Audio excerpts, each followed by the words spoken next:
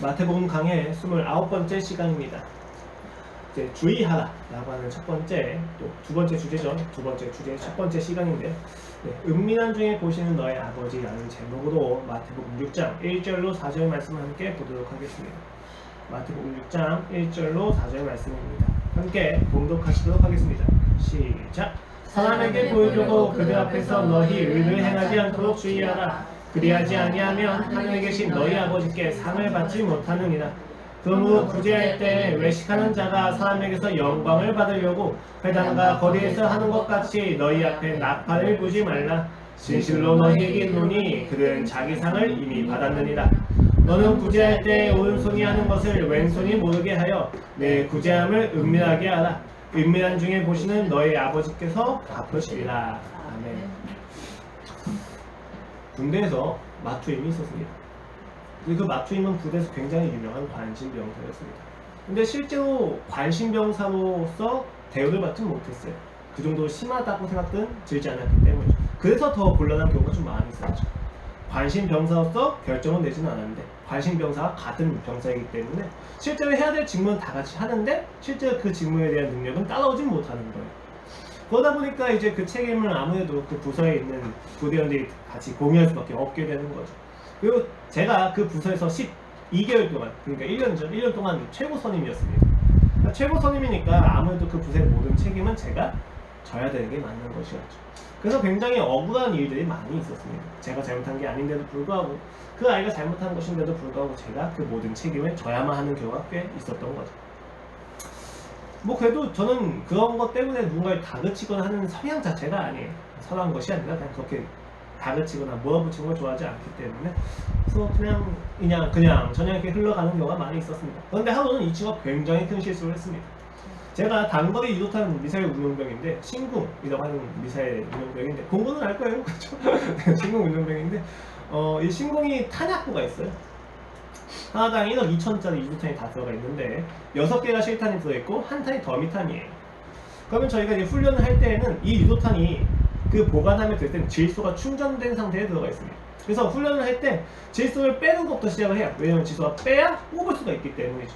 그래서 저희가 액션을 취할 때 실탄을 뽑으면 안 되잖아요. 그래서 더미탄에 있는 것을 보고 질소 배출구 뭐 개방 이렇게 이야기를 하면서 질소를 빼는 액션을 취해요. 그리고 이거 하나만 쓸 게 아니고 진짜 실제 상황이면 두 번째 탄도 항상 준비해야 되니까 실제 탄에다가 질소 배출을 개방시키진 않고 액션을 똑같이 취해줘야만 하는 거죠. 그래서 그걸 이제 훈련이 다 하는데, 하루는 훈련을 열심히 하고 있는데 들리면 안 되는 소리가 들리는 거예요. 하는 소리가 들리는 거죠. 들리면 안 돼요, 이 소리는. 액션만 취하는 거니까. 근데 그 소리가 들린 거죠. 그래서 깜짝 놀라서 내려가 보니까 그 친구가 훈련하는데 그걸 진짜 빼버린 거예요.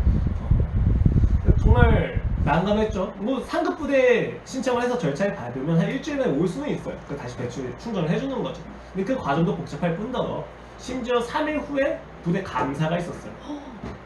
부대 감사가 있으니까 큰일이잖아요. 왜? 이걸 다 하나씩 체크를 하는데 이거 왜 갑자기 이렇게 된 거냐 라고 했었을 때 이 병사가 뺐습니다 라고 얘기할 수가 없거든요. 그러니까 큰일 난 거죠. 근데 그때 저희 간부가 와가지고 어떻게 된 일이냐 라고 물어봤습니다. 제가 이제 그걸 대답을 해야 되는 거죠. 제가 뭐라고 했을까요? 이 자식 때문입니다 라고 하는 성격이 아니에요. 그래서 그냥 제가 그랬습니다 라고 하고 그냥 넘어갔습니다. 나중에 좀 생각을 해보니까 간부가 다 알고 있었던 것 같아요. 이 친구 한 건데 얘가 그냥 덤덤히 써서 하는 거구나 하고 굳이 엄청나게 크게 혼내진 않고 짜증은 좀 냈거든요. 근데 그냥 하지 않고 이렇게 넘어가긴 했던 것 같더라고요. 그때 일을 가끔 생각을 다시 해봅니다.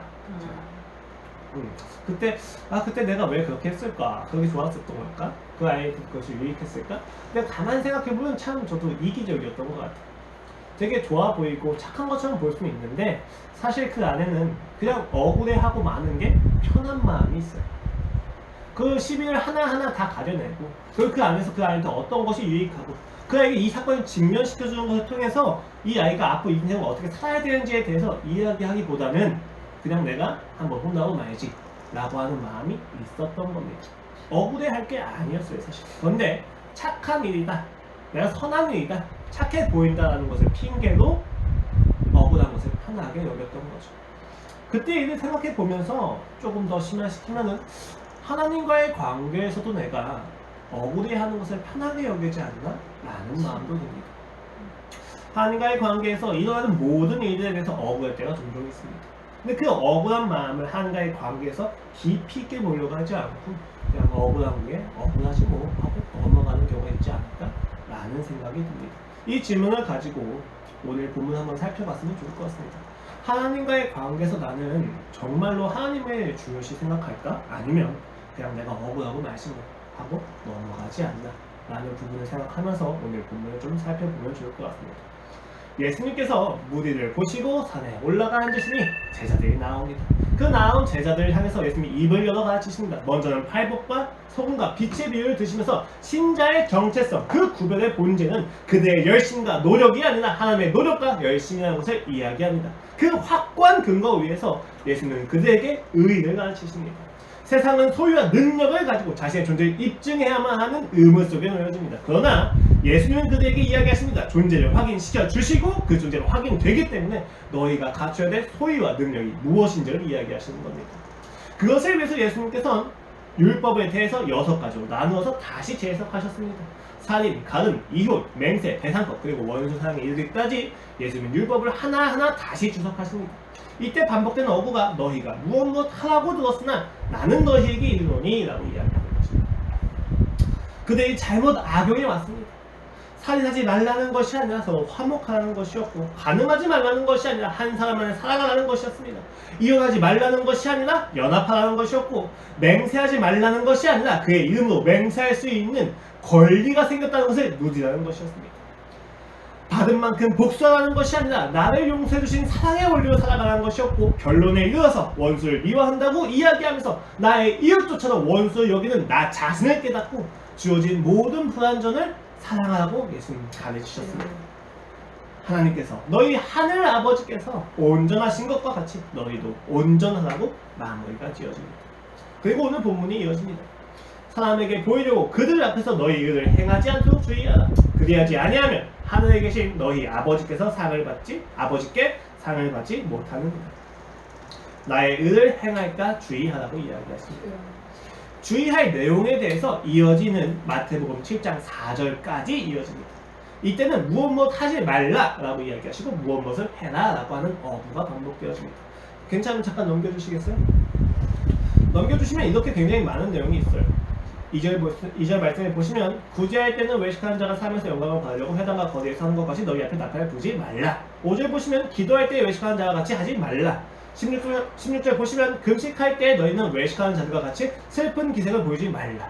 또 19절 보시면 너희를 위하여 보물을 땅에 쌓아두지 말라. 31절 보시면 염려하여 이르기를 무엇을 먹을까 마실까 무엇을 입을까 하지 말라. 또 7장 1절 말씀을 보시면 비판을 받지 아니하려고는 비판하지 말라 라고 이야기하십니다. 각각의 6가지 주제에 대해서 예수님께서 이렇게 하지 말라고 이야기하신 다음에 동시에 무엇을 하라라고 이야기하십니다. 어떤 마음가짐으로 하라라고 이야기하시는 거죠. 이렇게 부정명령과 긍정명령이 있습니다. 물론 앞에 있는 3가지와 뒤에 있는 3가지는 잠깐 나중에 구별할 필요가 있어요. 조금 내용이 달라요. 그런데도 불구하고 이것은 외식하지 말라, 즉 너희의 의를 사람들 앞에서 보이려고 행하지 말도록 주의하라 라고 하는 것에 대한 부연 설명이 쭉 이어지는 겁니다. 그럼 우리가 이 말씀을 보기에 앞서서 제일 먼저 봐야 될 것은 주의하라는 것이 무엇이냐는 겁니다. 이 1절 말씀에서 주의하라고 하는 내용에 대해서 정확히 알고 있어야 앞으로 이어지는 6가지에 대해서 예수님께서 부정명령과 긍정명령을 하셨을 때 그 본질이 무엇인지 정확히 이해할 수가 있다는 것입니다. 그래서 오늘은 1절 말씀의 내용을 좀 자세히 풀어나가면서 9제까지만 잠깐 살펴보고자 합니다. 이게 신기하네. 제 노트북이 망가져가지고 노트북을 잠깐 바꿨어요. 저희 회사 걸로. 근데 이게 좀 조작법이 다르네요. 자, 그래서 다시 말씀드리지만 6장 1절 말씀을 보고 7장 4절까지 이어진 6가지 하지 말라와 무엇을 하나를 하나하나씩 좀 살펴보려고 합니다. 오늘 주의하라고 하는 단어는 프로세코예요. 헬라어. 무엇을 향하여 라고 하는 전치사의 의미를 가지고 있는 프로스하고 가진다, 소유한다의 의미의 에코가 합성된 단어입니다. 그래서 주의하라고 하는 단어는 어떤 사실에 대하여, 어떤 사실을 향하여 가져오다, 인식하다라는 의미가 있습니다. 그래서 사실 이 단어는 주의하다, 경계하다보다는 전념하다, 몰두하다 라는 단어로 많이 번역이 되곤 합니다. 즉 주의하라는 것은 단순히 부정명령이 아니에요. 하지 말라가 아니라 정확히 어떤 사실을 알아야 된다고 이야기하는 것입니다. 그럼 오늘 이 주의하라의 목적어가 무엇인지가 굉장히 중요해집니다. 그 목적어는 무엇입니까? 오늘 보시면 그 의라고 되어 있습니다. 원문을 보시면 주의하라 그런 다음에 바로 그 의가 나와요. 근데 그 의가 누구의 의냐면 너희들의 그 의를 주의하라고 이야기합니다. 근데 단순히 그 의, 명사를 주의하라고 이야기하지 않고 그 명사가 행하여지지 않도록 주의하라고 이야기합니다. 누구 앞에서? 사람들 앞에서. 무엇하려고? 사람들에게 보이려고 행하여지지 않도록 주의하라고 이야기하는 것입니다.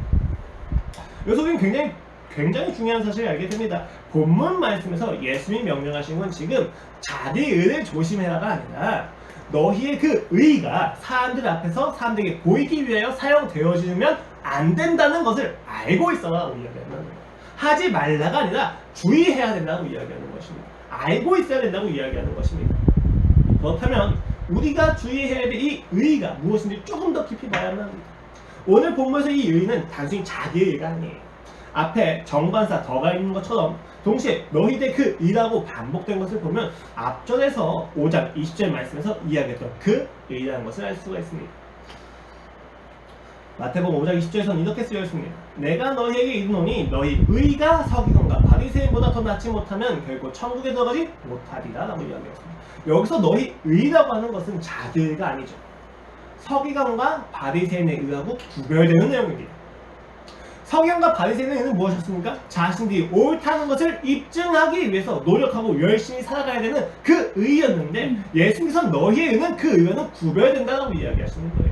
너희의 열심과 너희의 노력과 너희를 높이려고 너희가 옳다는 것을 알리려고 하는 의가 아니라 하나님이 옳다는 것을 하나님과의 관계에서 나타내는 의다라는 이야기입니다. 그 의에 대해서 이야기한다. 그래서 이 첫 번째 맥락을 이어서 마지막에 이렇게 이야기하는 거죠. 그러므로 하늘에 계신 너희 아버지의 온전하심과 같이 온전한 너희의 의는 바리새인과 서기관들과는 전혀 다른 의라는 것입니다. 하나님의 근거, 하나님의 은혜 안에서 하나님의 사랑으로만 확인할 수 있는 의라는 것입니다. 이 의를 세상 사람들 앞에서 보이려고 사용하지 말라고 이야기하는 것입니다. 오늘 주의하라고 하는 내용은 하지 마가 아니라 야 너희의 의는 하나님으로 시작해서 하나님과의 관계에서 그 사랑과 은혜 안에서만 옳은 것이 드러나는 것이니까 그 의를 가지고 사람들 앞에 버리지 말라는 것입니다. 그 의를 가지고 사람들 앞에 행하지 말라는 것입니다. 그 의의 시작이 하나님이 그 의의 끝마치실 것도 하나님이시니 하나님께 나아가라고 이야기하는 것입니다. 그것을 정확히 알고 이 율법들을 행해야 된다라고 이야기하는 것이죠.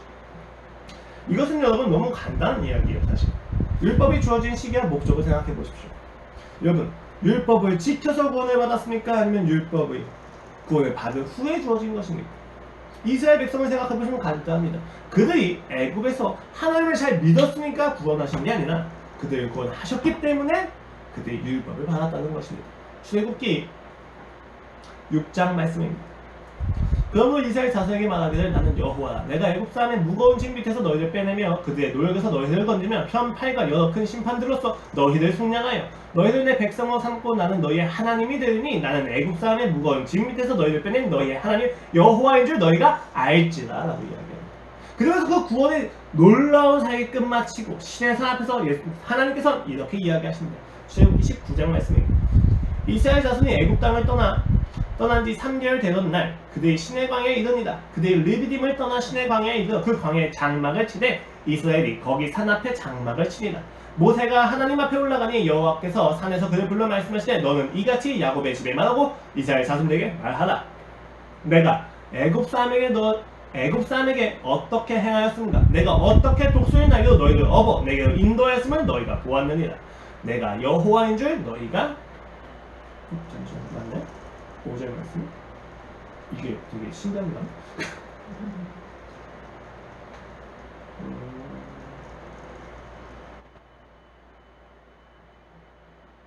그렇죠. 세계가 다 내게 속하였으니 너희가 내 말을 잘 듣고 내 언약을 지키면 너희는 모든 민족 중에서 내 소유가 되겠고 너희가 내게 대하여 제사장 나라가 되며 거룩한 백성이 되리라. 너는 이 말을 이스라엘 자손에게 전할지니라. 여호와인 줄 너희가 알 거야 라고 이야기한 다음에 신의 상 앞에서 너희가 내가 여호와인 줄 안다, 내가 어떻게 하는지 안다 라고 이야기합니다. 그래서 바로 이어지는 20장에서 10계명을 이야기하시기 전에 이렇게 이야기하십니다. 1절 말씀입니다. 하나님이 이 모든 말씀으로 말씀하여 이르시되 나는 너를 애굽 땅 종되었던 집에서 인도하여 낸 너의 하나님 여호와니라. 놀라운 일이죠. 하나님께서 그에게 10계명을 주시기 전에 무엇을 이야기하셨느냐? 너희가 이것을 다 지키면 내가 너희의 하나님이 될 거야가 아니라 내가 너희의 하나님이니까 이 10계명을 지켜야 된다는 걸 이야기합니다. 구원이 있었고 그 구원을 받은 존재들이 받는 것이 율법입니다.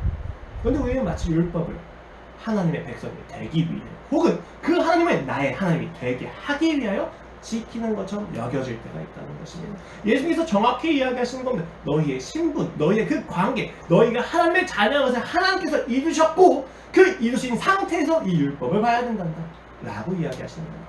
근데 너희가 이것을 잊고 사람들 앞에서 이 율법을 하려고 하면 안 된단다. 이것을 정확히 알고 율법을 지켜라 라고 이야기하신다는 겁니다. 이때 율법은 나의 옳음을 드러내는 것이 아니라 하나님의 옳음을 드러내는 방법이라는 것을 우리가 이미 앞서서 살펴보기도 했습니다. 그렇다면 이제 우리가 진짜 주의해야 될 내용이 무엇입니까? 우리가 얻은 이 의의가 하나님이 시작하셨으니 하나님을 목적으로 해야 된다는 사실을 우리가 정확히 알고 율법을 행해야 된다는 것입니다. 이것을 이해하지 못했을 때 굉장히 많은 오해가 생깁니다. 이것을 이해하지 못하면 오늘 본문 말씀 1절 말씀을 보면서 우리가 어떻게 생각합니까?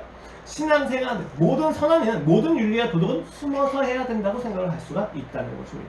그럴 수가 없습니다. 하나님은 이스라엘 백성에게 그리고 신자들한테 제사장 나아가 되면 하나님의 영광을 전시하라고 이야기하셨지 그것을 숨어서 하라고 이야기하지 않으셨습니다. 마태복음 5장을 보십시오. 이같이 너희 빛이 사람 앞에서 비치게 하여 그들로 너희 착한 행실을 보고 하늘에 계신 너희 아버지께 영광을 돌리게 하라 라고도 이야기하셨고, 로마서 14장 말씀을 보시면 이로써 그리스도를 섬기는 자는 하나님을 기쁘시게 하며 사람에게도 칭찬을 받느니라 라고 이야기하셨습니다. 사람들에게 보이고 보이지 않고는 사실 중요하지는 않습니다. 그러니까 이 의미 자체가, 이 말씀 자체가 단순히 보이지 말라는 이야기가 아니라는 이야기예요. 대조인 거죠. 그런데 우리는 너무 자주 비본질적인 표현에 얽매여서 신자는 신앙을 보이지 않아야 된다라고 이야기하기도 합니다. 그것이 보이지 않게 한다 할지라도 난 보이지 않았으니 하나님의 자녀가 맞아, 이게 신앙인지 라고 생각한다면 똑같은 자기의의 함정에 빠지게 된다는 모순 속에 우리가 처하게 된다는 것입니다. 그렇다면 굳이 왜 예수님은 보이는 것과 보이지 않는 것을 대조해서 이야기하십니까? 여기서 중요한 것은 여러분, 보이는 것은 사람과 결부가 돼요. 보이지 않는 것은 하나님과 결부가 된다는 것을 정확히 기억하셔야만 합니다. 대조가 쓰였다는 것입니다.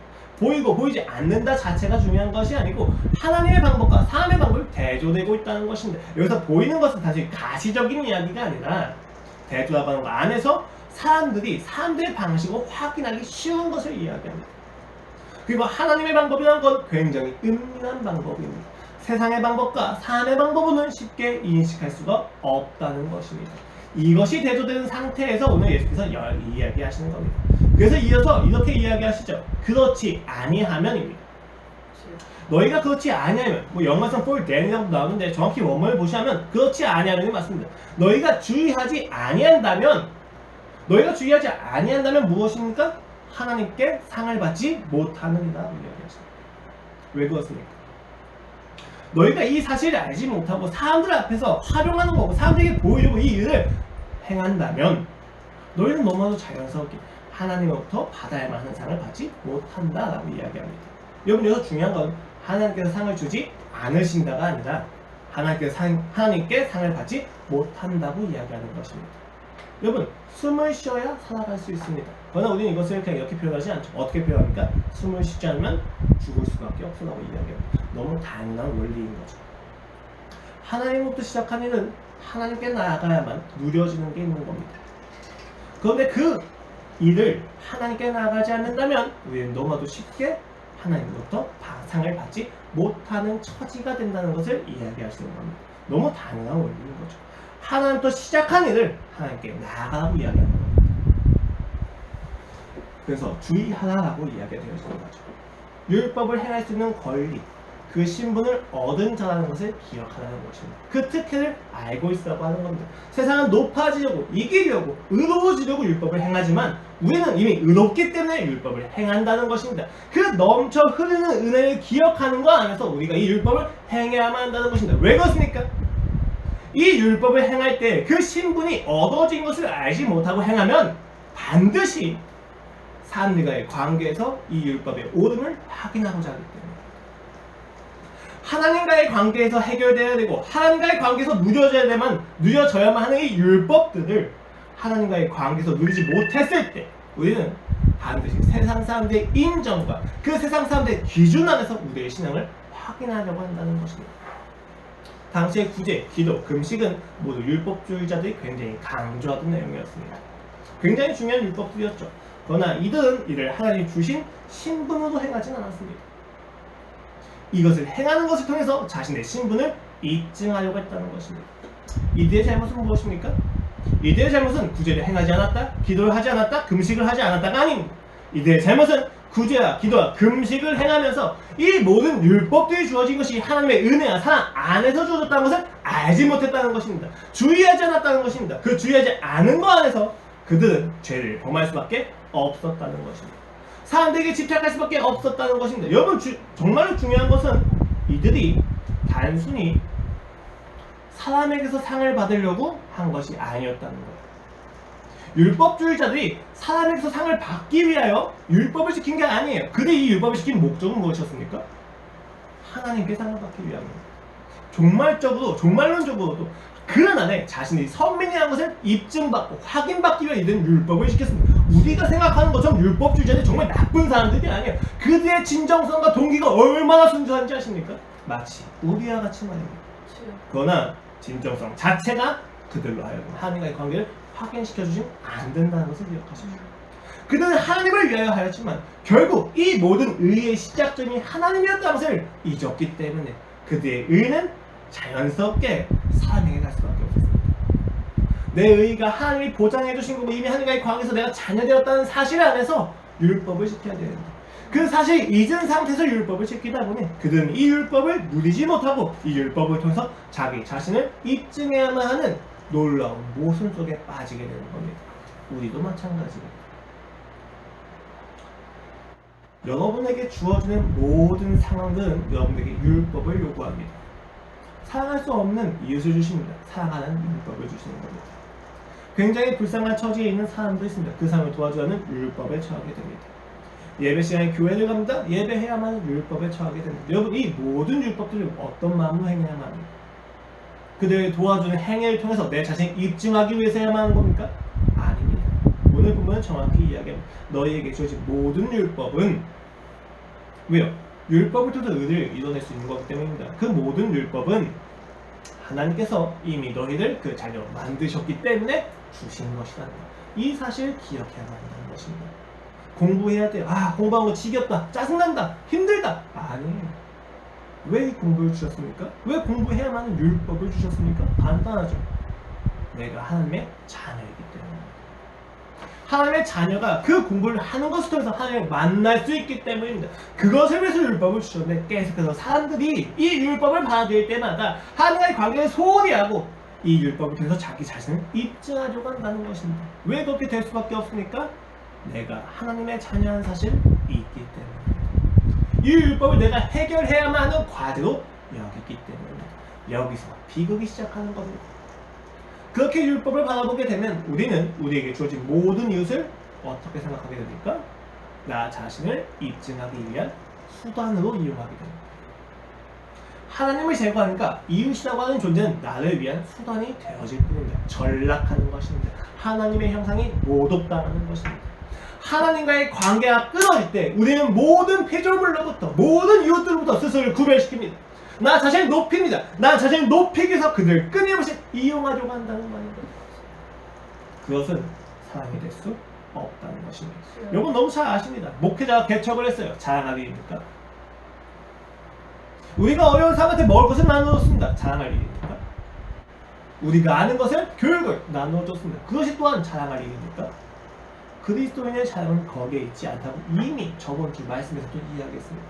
바울의 자랑은 자기가 얼만큼 노력했고 얼마나 탁월한지가 아니라 자기가 얼마나 연약한지를 자랑했습니다. 너희를 위하여 내가 얼마나 가슴에 애타는지 아니 그것이 그의 자랑이었습니다.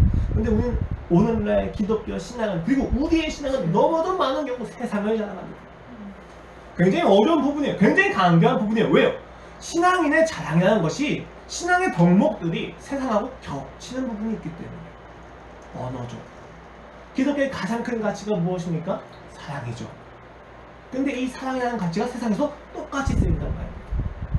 세상에서도 구제를 굉장히 중요하게 여기는데 성경에서 구제를 굉장히 중요하게 여기고 있단 말이에요. 여기서 헷갈리는 거예요. 신앙인들이 하나님을 전도하기 위해서도 지역사회에서 높아져야지 라고 이야기합니다. 지역사회에서 우리가 행해야지 라고 이야기합니다. 본질이 어긋난 것입니다. 우리가 선한 것을 행하는 것을 통해서 그들이 우리한테 관심을 가질 수 있습니다. 그러나 그것을 통해서 그들이 구원받을 수는 없습니다. 교회가 그리스도인이 자신의 신앙을 내비쳐주는 것, 착한 행실을 한다는 것은 착한 행동을 한다는 것이 아니라 세상이 감히 알 수 없는 은혜의 고백이 있어야 한다는 것입니다. 야, 우리 교회가 이런 거 해, 이런 사역도 해, 장애인 사역도 하고 해외 선교도 하고 얼마나 지역사회에서 얼마나 노력하는지 아니가 자랑이 아닙니다.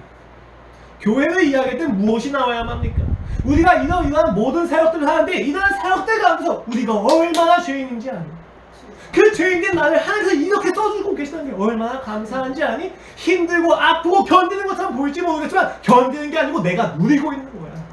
내가 여기서 이 장애인들을 섬기면서 그 아픈 사람들과 함께하면서 내가 예수 그리스도의 사랑을 배우고 있어. 내가 너무나도 그 사랑에 감격하고 있어. 이게 교회의 자랑이란 말이야. 이게 신자가 해야 될 자랑이란 말이야. 그런데 우리는 너무나도 때때로 너무나도 많은 경우 세상을 자랑합니다.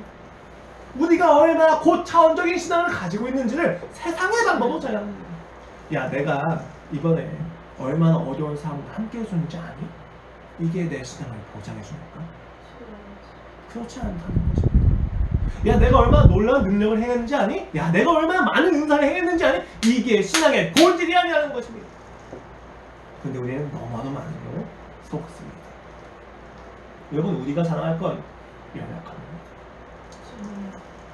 하나님의 은혜가 아니면 이렇게 살 수 없다는 것을 고백하는 겁니다. 그래서 끊임없이 모든 과정에서 하나님을 알아가고 있다는 것을 고백하는 겁니다. 여러분, 기억하십시오. 이 부분이 중요합니다. 하나님과의 관계를 인식하지 않은 모든 상태에서 우리는 율법을 이용합니다.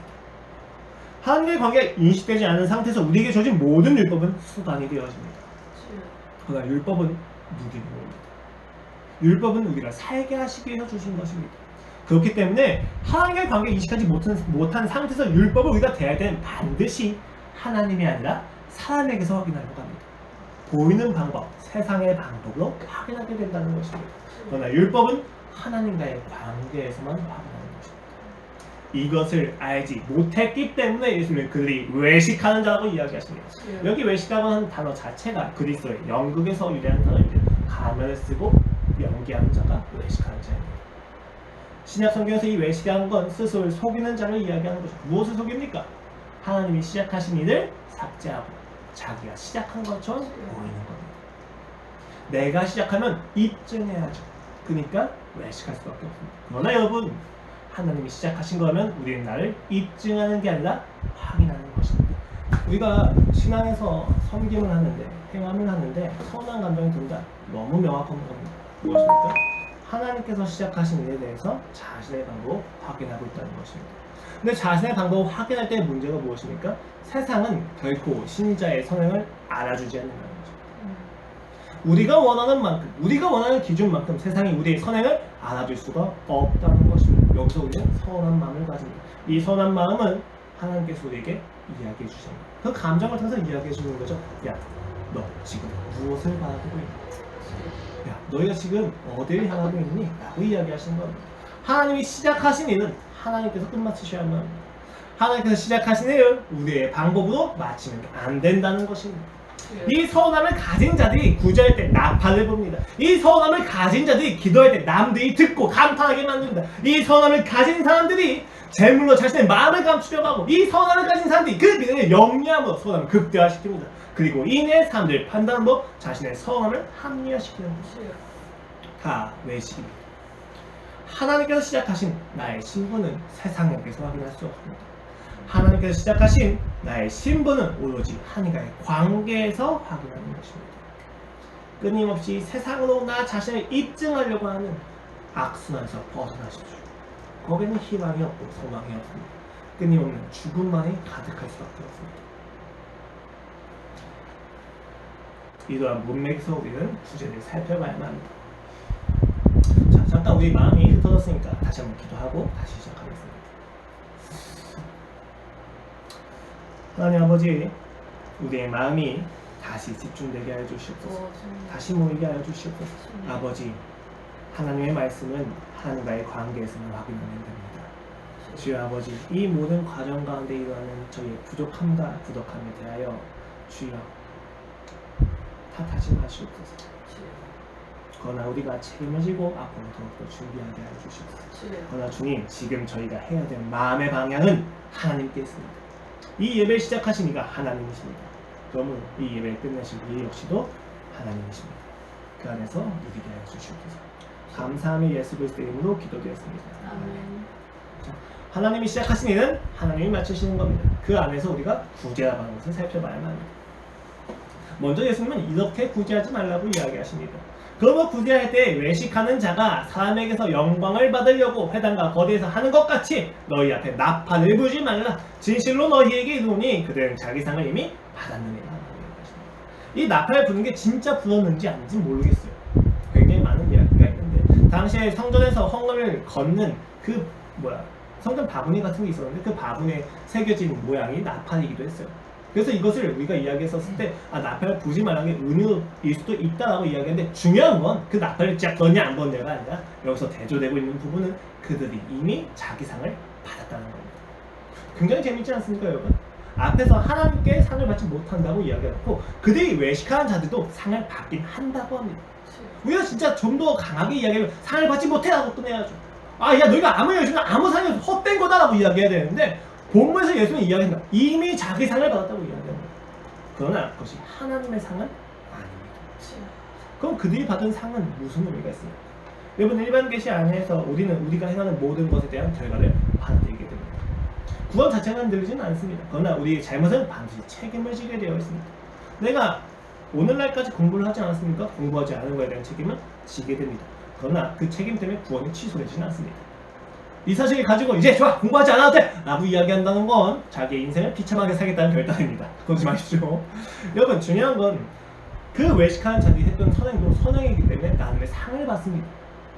위선도 선이라고 이야기하지 않습니까? 기독교적으로 맞지는 않습니다. 그 선에 대해서 상을 받습니다. 어디서 상을 받습니까? 이 세상에서 상을 받습니다. 칭찬과 인정과 존경이 있습니다. 그러나 하나님께 받는 상은 아닙니다. 이게 왜 중요합니까? 그들이 아무리 노력을 해서 칭찬과 존경과 인정을 받았다 할지라도 존재는 확인할 수 없기 때문입니다. 그들은 끊임없이 자신이 인정받아야 된다고 하는 욕구에 끌려다니게 됩니다. 이미 자기 상을 받았습니다. 그들이 더 받을 상은 없습니다.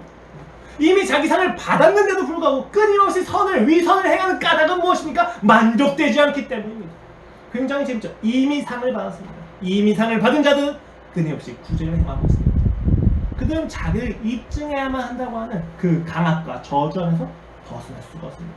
성공도, 명예도, 돈도 나와 하나님과의 관계를 보증해주지 못한다는 것입니다.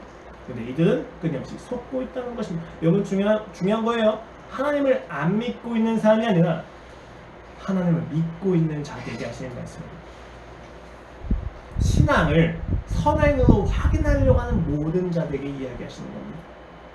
예수님이 이야기하신 거죠. 선행은 신앙이 아니다. 선행 자체가 신앙이 될 수 없다입니다. 사람들에게 받는 모든 인정과 노력과 그리고 인정과 명예가 너희와 하나님의 관계를 보증해주지 못한다고 이야기하시는 것입니다. 여러분, 신앙은 관계에서 확인하는 것이지 일의 성취로 확인하는 것이 아니라는 것을 기억하셔야 합니다.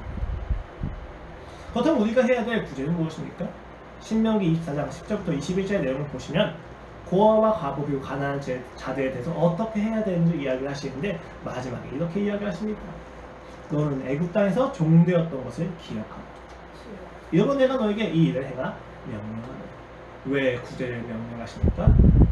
그들이 어떤 존재였는지를 기억하라는 것입니다. 그들이 어떤 존재를 기억하는 것이 왜 중요합니까? 그렇게 비참한 종되었던 그들을 하나님이 어떻게 구원하셨는지 알게 하시기 위함입니다. 그것을 끊임없이 묵상하게 하시기 위함입니다.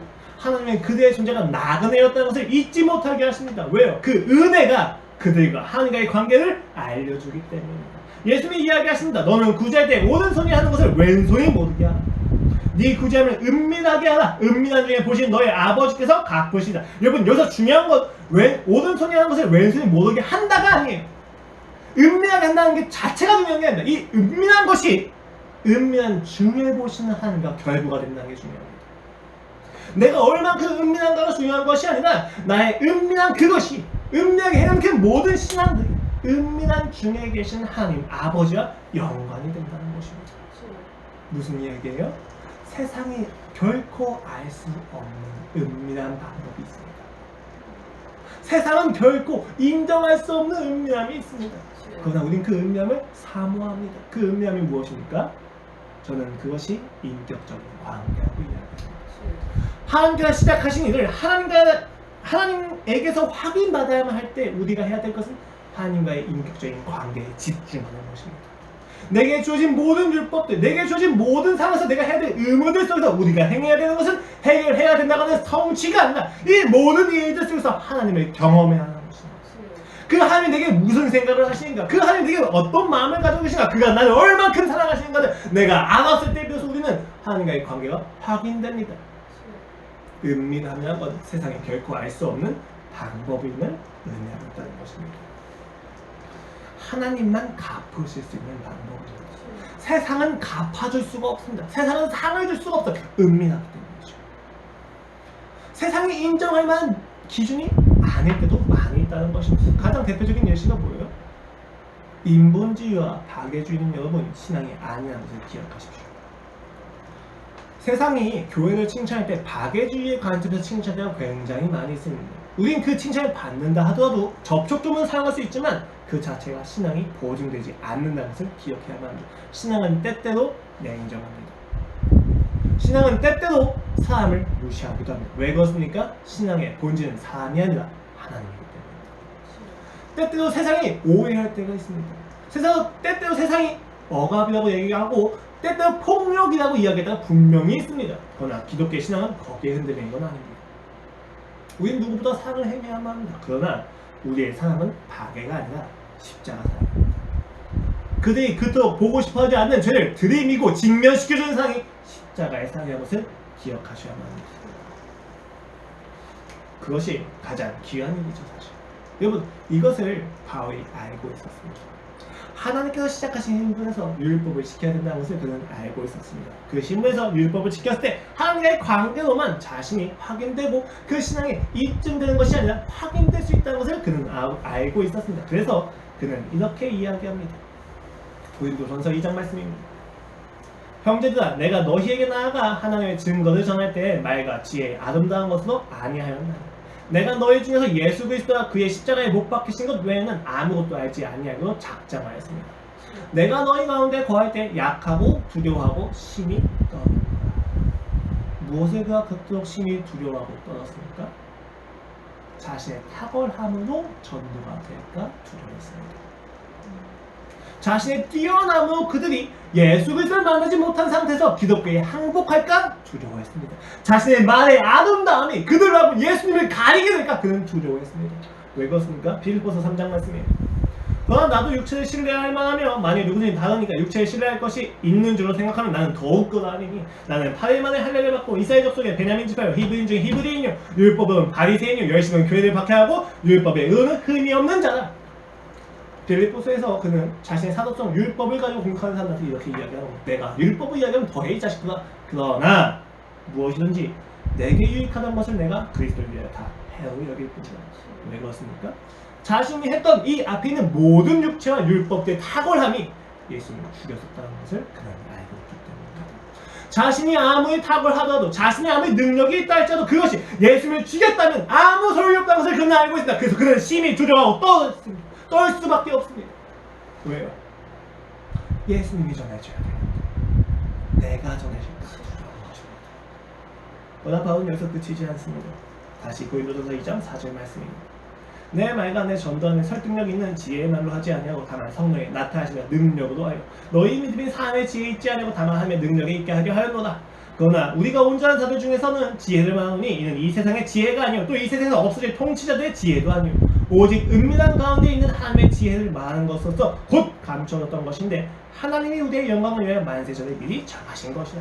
이 지혜는 이 세대의 통치자들이 한 사람도 알지 못하는 많이 알았다면 영광의 주를 십자가에 못 박지 아니하였습니다. 13절로 넘어갑니다. 우리가 이것을 말하거냐 사람의 지혜의 가르친 말로 아니하고 오직 성령이 가르치신 것으로 하니 신령한 이는 신령한 것을 분별하느니라. 육체에 속한 사람은 하나님의 성령의 인을 받지 아니하나니 저에게 미련하게 보이며 또 깨닫지도 못하나니 이런 이는 영적으로 봐야 분별한 이니라. 신령한 자는 모든 것을 판단하나 자기는 아무에게도 판단을 받지 아니하느니라. 누가 주의 마음을 알아서 주를 가르치겠느냐. 그러나 우리가 그리스도의 마음을 가졌느니라. 여러분 앞에서 무엇을 이야기합니까? 야 그런데 내 말과 지혜로 하지 않는데 내가 그걸 두려워 떠는데 그런데 하나님은 하나님의 일을 하신다. 성령의 나타나심과 능력에만 내가 의존하고 있다. 왜 그런지 아니?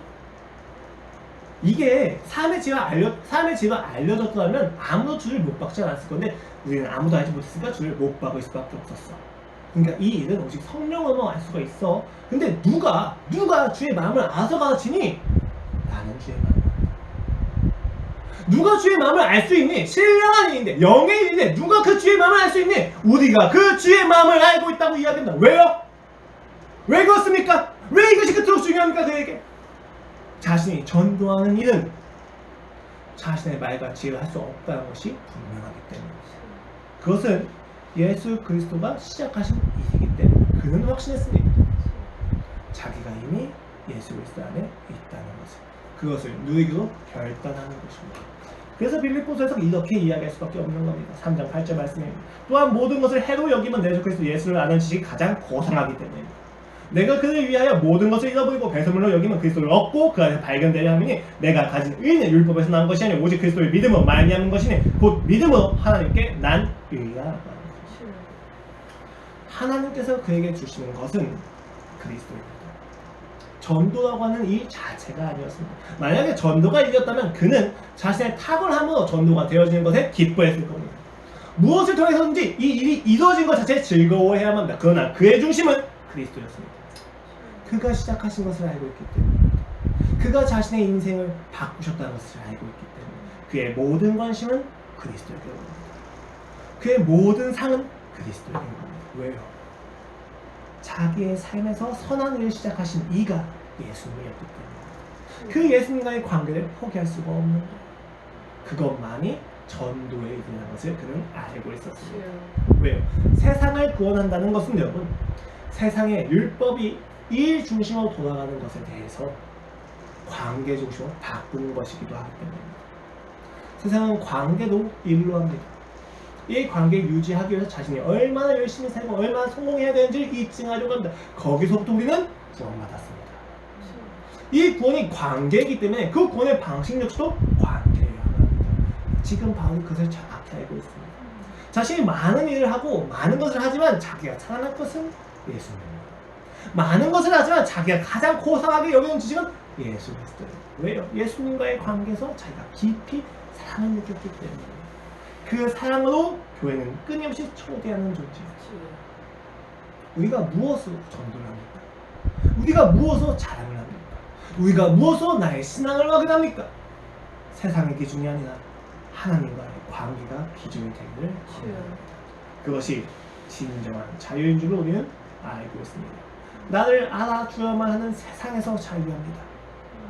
나를 좋게 평가하고 기대만큼 되어야만 하는 나의 기준으로부터 자유합니다. 하나님의 기준만이 남게 되는 그 진정한 자유로 오늘 여러분을 초대하는 것입니다. 제가 이것을 모두 아는 상태에서 그 마투임이 잘못했던 그때로 돌아간다면 어떻게 하겠을까요? 내 잘못이 아니라 얘가 잘못했습니다 라고 얘기했을까요? 제 성향상 확신하건대 저는 제 잘못이라고 이야기했을 겁니다. 그러나 그 이후에 찾아가서 하는 이야기가 달랐을 겁니다.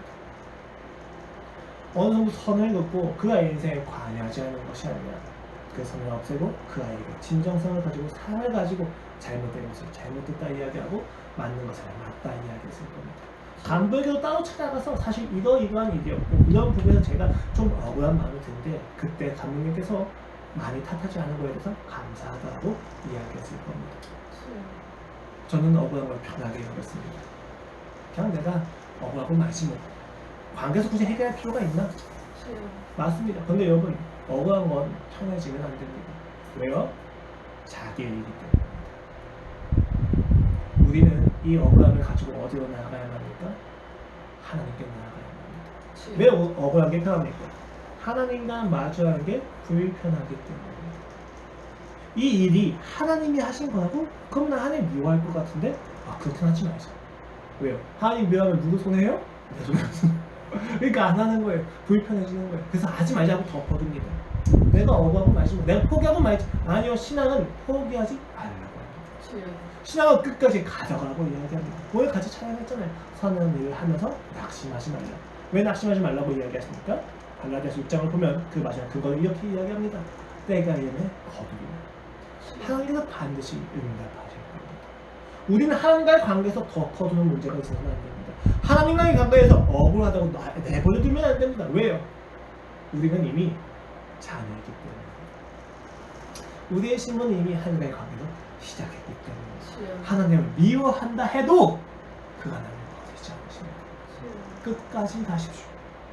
끝까지 원망하십시오. 굉장히 신성모독적인 힘으로 비난받을 수도 있는 이야기라는 것을 알고 있습니다. 그러나 저는 여러분한테 거짓 신앙을 하지 말라고 이야기하는 것입니다. 하나님을 멸시하지 마십시오. 하나님이 나의 불만과 나의 불평과 나의 원망 때문에 나를 버릴 거라고 그를 모독하지 마십시오. 그의 이름은 나의 불신과 나의 죄 때문에 흔들리지 않습니다. 그는 그 원망을 받아들이면서 우리에게 손을 내미십니다. 근데 그 손에는 못 잡으겠습니다. 그게 사랑입니다. 그 사랑 앞에서 나의 억울함이 다 풀리는 겁니다. 억울할 게 아니구나. 주님 나를 이렇게 사랑하셨던 거군요. 주님 나를 이토록 생각하셨던 거군요. 주님 나를 혼자라고 생각해서 억울했는데 그는 혼자 나를 내버려 두신 적이 없으시군요. 확인하는 것입니다. 불평하십시오.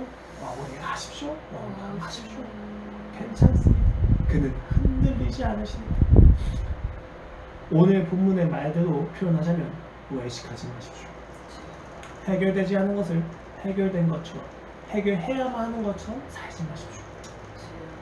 이미 해결되었으니 해결된 상태에서 자녀된 신분으로 나아가서 이야기하십시오. 여기 중요한 건 자녀된 신분으로 나아가십시오.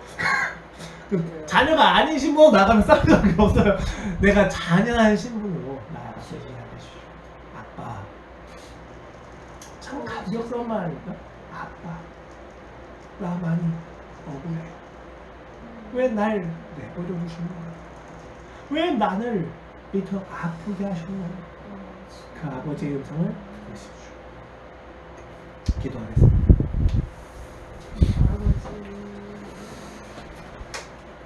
하나님 아버지, 오늘 이 예배를 통해서 우리의 모든 영적 상태를 드러내 보여주실 것을 믿습니다. 주님, 참으로 공고합니다. 참으로 비참합니다. 참으로 비교합니다. 주여, 나를 왜 이런 사람이 되게 놔두셨습니까? 그러나 주님, 제 앞에 나아갑니다. 아버지, 지금 이 순간 우리를 향하여 어떤 마음을 가지고 계십니까? 우리의 억울함과 우리의 원망과 우리의 증오에 주께서는 무엇으로 나에게 응답하고 계십니까? 그 말을 듣게 하소서. 하나님께서 시작하셨던 그 일을 듣게 하소서. 아버지, 오늘의 이 아픔이 아픔으로 끝나지 않는 이유는 당신이 나의 아버지시기 때문입니다. 아버지, 억울합니다. 원망스럽습니다. 힘듭니다. 때때로는 생을 포기하고 싶습니다.